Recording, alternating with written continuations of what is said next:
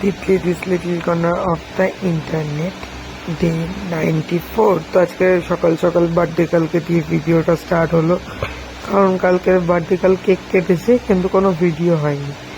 তো বার্থডে কাল এদিকে আরেকজনকে লেবু টক খাওয়াচ্ছে, টক খাওয়ানো শেখাচ্ছে, কিরমভাবে খাচ্ছেও আমার তো দেখি মানে গা ভা শিরায়। আরেকজনের জ্বর চলে এসছে, তো কি আর বলবো, মানে ওর পিছনে দেখতে দেখতেই আমার দিন কেটে গেছে আজকে।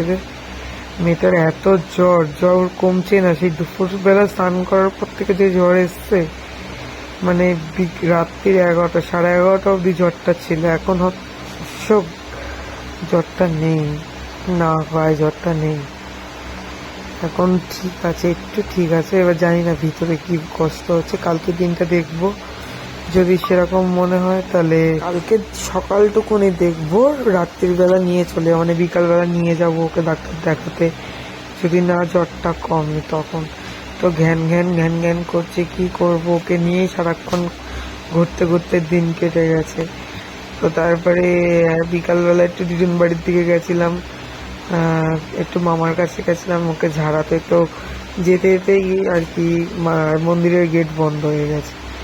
ব্যাস, তা বাড়ি চলে এলাম, বেশিক্ষণ বসিনি, কারণ ঋত্বিকার জন্মদিন ছিল, কারণ ওর ছোট পিপির জন্মদিন, তাও যেতে পারিনি। মেয়েটার মানে কি বলবো, পিপির কত ইচ্ছে ছিল ওকে নিয়ে কেক কাটবে, আর হলো না। তো চলো টাটা বাই।